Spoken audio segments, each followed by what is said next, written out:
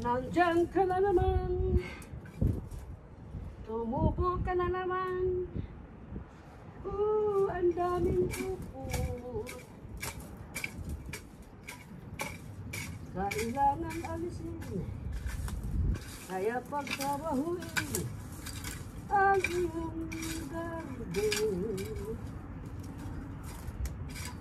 Pag di ko pinagtrabaho, dadami ng gusto ang mga ukot.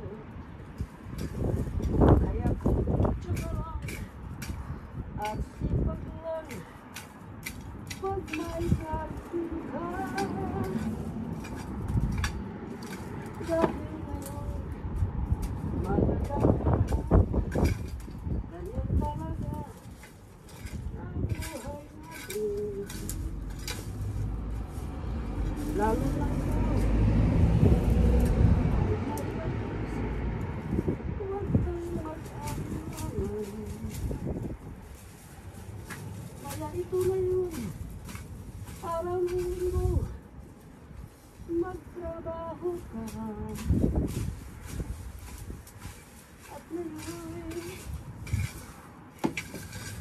kailangan mo ganun.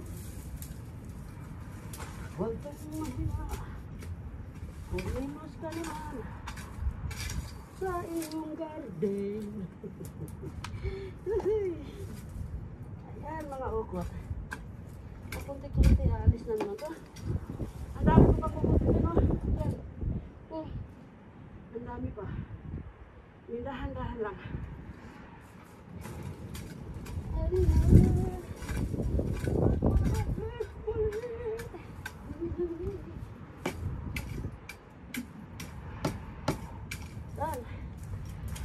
At walang kalaban-laban, lahat ng ukot at mga halaman gugupitin mo.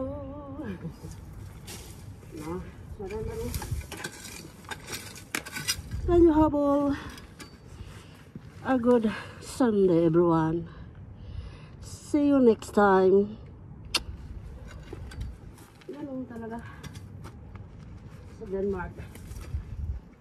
Sa Denmark, pag maganda ang panahon, pag wala kang parting pupuntahan, ito ang hawak namin. Yan. Magugupit ng malalaking halaman at aalisin ang mga ukot. Ayan ang buhay. Sayo ang sayaw, sayo ang tugtog. Ganon yan dito.